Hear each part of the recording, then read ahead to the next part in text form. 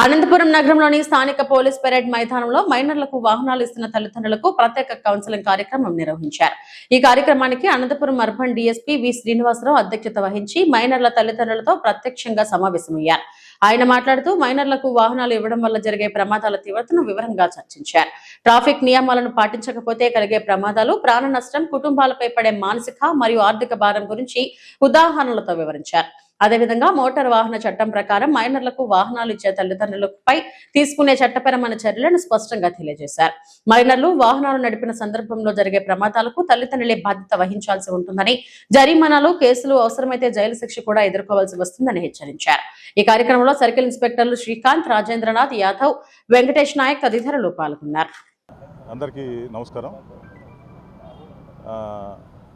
మార్చి నెల 30వ తారీఖు 31వ తారీఖు మన అనంతపురం జిల్లా ఎస్పీ గారి జగదీష్ గారి ఐపీఎస్ గారి ఉత్తర్వుల మేరకు ఈ మైనర్ డ్రైవింగ్ మీద, ట్రిపుల్ రైడింగ్ మీద స్పెషల్ డ్రైవ్ కండక్ట్ చేయడం జరిగింది. వీటిలో భాగంగా మనం దరిదాపు సుమారు 100 వెహికల్స్, మైనర్స్ తోలుతున్న వెహికల్స్ మనం పట్టుకోవటం జరిగింది. ఆ భాగంలోగా ఈరోజు వాళ్ళకి పేరెంట్స్కి కౌన్సిలింగ్ ఏర్పాటు చేయడం ఈ జిల్లాలో మొట్టమొదటిసారిగా స్టార్ట్ అయింది. ఇది ఈ ప్రోగ్రాం అనేది నిరంతరం జరుగుతూ ఉంటుంది. ఎవరైతే మైనర్ వెహికల్స్ డ్రైవ్ చేస్తూ పట్టుబడతారో వారి యొక్క పేరెంట్స్ని పిలిపించి కౌన్సిలింగ్ చేయడం అనేది నిత్యం అనేది జరుగుతూ ఉంటుంది. అలాగే ఈ మైనర్స్కి డ్రైవ్ చేస్తున్న వెహికల్స్కి మొట్టమొదటిసారిగా అయితే 5000 ఎంఈ యాక్ట్ ప్రకారం 181 ప్రకారం 5000 మొదటి విడతగా ఫైన్ విధించడం జరుగుతుంది. లేదు ఆ తర్వాత అతను రూల్ పాటించకుండా మళ్ళీ కంటిన్యూ చేస్తే సెకండ్ టైం వచ్చేసి 25,000 ఫైన్ పడుతుంది. దాని యొక్క వెహికల్ రిజిస్ట్రేషను క్యాన్సిల్ అవుతుంది. అలాగే ఎవరైతే మైనర్ డ్రైవర్ ఉంటారో, మైనర్ డ్రైవింగ్ చేస్తూ ఉంటారో ఆ వ్యక్తి, ఆ కుర్రవానికి 25 ఇయర్స్ ఇచ్చిన దాకా మళ్ళీ లైసెన్స్ ఇవ్వబడదు అన్నమాట. ఇలా కండిషన్స్ అన్నీ స్ట్రిక్ట్గా ఉన్నాయి. రిపీటెడ్ చేస్తే పూర్తిగా వెహికల్ కూడా సీజ్ చేయడం జరుగుతుంది. కాన్స్పికేషన్ గవర్నమెంట్ కూడా చేయడం జరుగుతుంది. అదేవిధంగా మన టౌన్లో ఆటోమేటిక్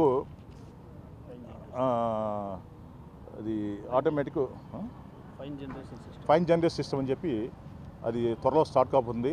ట్రైలర్ కూడా స్టార్ట్ అయింది.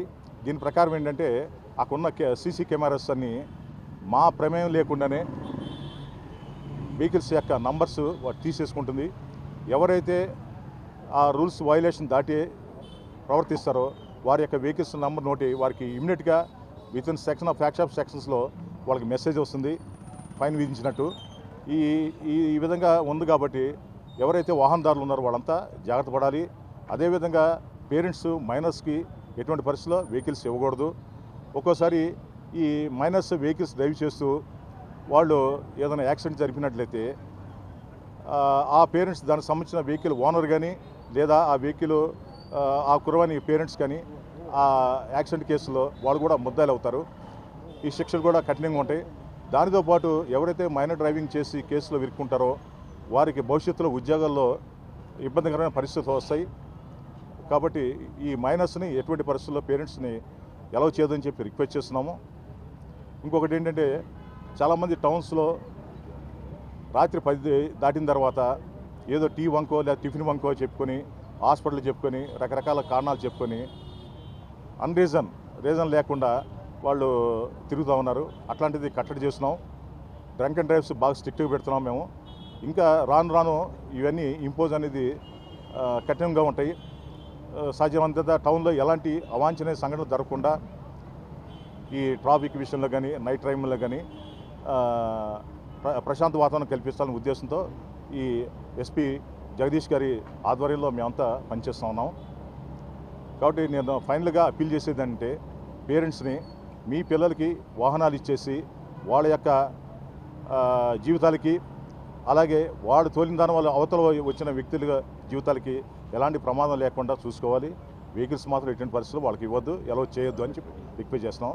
మీరు వీడియో విజువల్స్ చూసుకోండి. అక్కడ చూడండి, వెనక కూర్చున్న కుర్రవాడు 10 సంవత్సరాలు, 12, 13 అట్లా చిన్న కుర్రవాళ్ళు ఉన్నారు. వాళ్ళని చూస్తే వీళ్ళు వెహికల్స్ తోలేవాళ్ళ అనిపిస్తుంది మీ అందరికీ. కాబట్టి ఇవన్నీ దృష్టిలో పెట్టుకొని పేరెంట్స్ ఎటువంటి పరిస్థితుల్లో ఎలా చేద్దామని రిక్వెస్ట్ చేస్తాం.